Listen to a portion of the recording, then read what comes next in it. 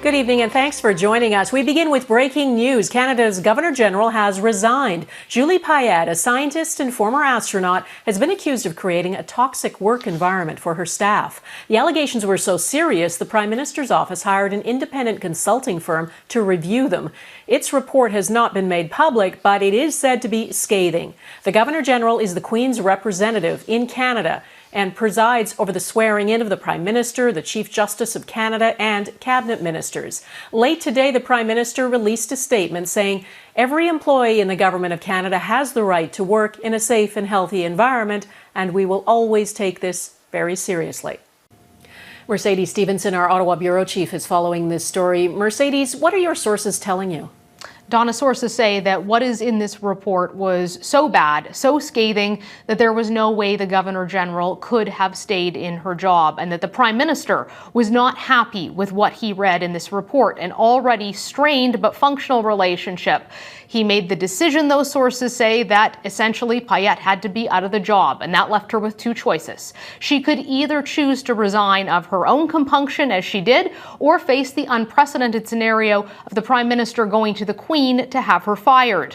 Julie Payette put out a statement on her resignation this afternoon in which she said she was sorry, but it's not a particularly apologetic tone. Tensions have arisen at Rideau Hall over the past few months, and for that I am sorry. She says that we all experience things differently, but we should always strive to do better, and for the good of our country and our democratic institutions, I have come to the conclusion that a new Governor General should be appointed. So she is stepping down, but the tone of that stepping down still very interesting.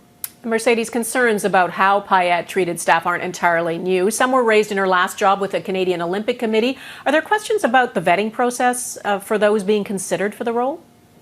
Absolutely, there's questions about that, because how was this not caught? How was it that reporters were able to dig this up? How is it that I and others spoke with members of her RCMP detail who talked about how they were treated? Why was it that they were not able to ensure such a high-profile position had the right person? One of the criticisms is that the Prime Minister got rid of a vetting committee Prime Minister Harper had used to establish Governor Generals. I talked to an expert about whether or not a committee like that should be reinstated to choose the next one.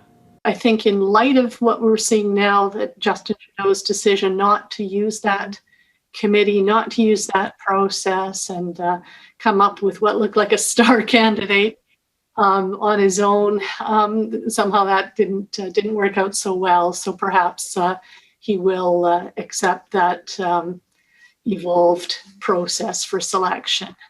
So, Donna, there will be questions about why the Prime Minister didn't get this right, and perhaps why he didn't act sooner.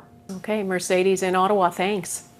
Payette's appointment was approved by the Queen in July 2017. She was installed 3 months later. Governors General usually serve a 5-year term. The role is especially important during a minority parliament. The Governor General has the legal power to appoint a government and the power to dismiss it. That power, though, is limited by constitutional conventions.